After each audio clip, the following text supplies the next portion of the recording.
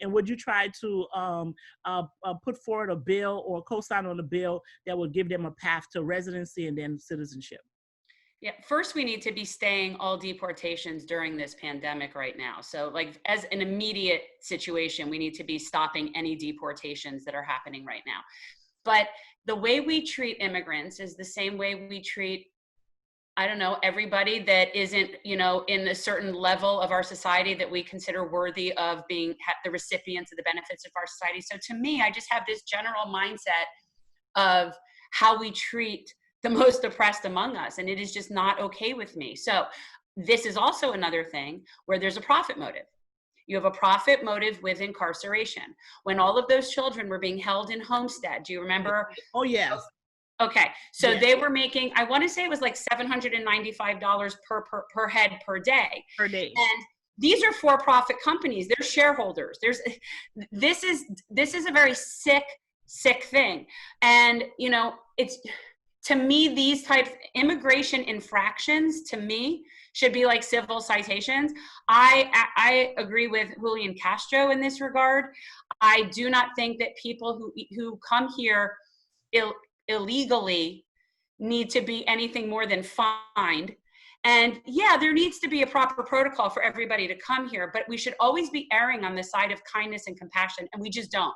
Right. Because we err on the side of greed and corporations. And so to me, there are probably numerous legislative pieces that are sitting that there, there's over 800 pieces of legislation sitting in Congress right now that can't pass because they can't get enough support.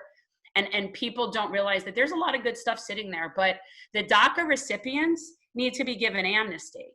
So this is something where, first of all, why we would not want these people here is beyond me. I don't understand. Right. These are like the brightest people. Like these are the people that are specifically here for the purpose of being educated and contributing and being productive. Like that's their purpose. Yeah, right, because they have to go to, part of what their submission is, like their school records, right? That they went to school here. A lot of them are college students. And I believe that's part of the reason why they've been able to put up such a huge fight, is because that is a very educated group of immigrants. It very is. And even when the fight started, I was like, the president doesn't know what he's getting involved with, because these kids are not going to back down. This is a very, very educated group of immigrants.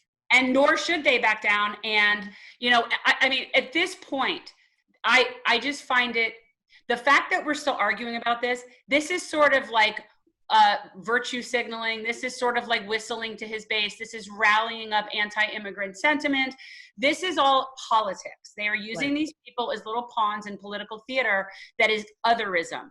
And we have to, the other, fear of the immigrant, fear of the Russians, it's the Muslims, it's the, people coming up from Central America. These people, and that's not the problem. Remember the caravan from 2018? Remember there was a caravan coming in 2018 before the election? And then all of a sudden we didn't hear anything about this caravan of folks, And you know what? Here's the thing. Most of the people that are coming from there are people that are desperate to get out of a dangerous and horrific situation that we caused, that largely we're responsible for because of the drug cartels and the problems that in their countries. These are people that are just trying to get their kids alive from point A to point B. Mm-hmm. These are not the enemy. These are not people to be scared of. These are not people that need to be incarcerated. It's really how we treat people just needs to be completely looked at. I mean, I don't even think we qualify as human standards by international law. I mean, I actually think we're in violation in numerous places. Yeah.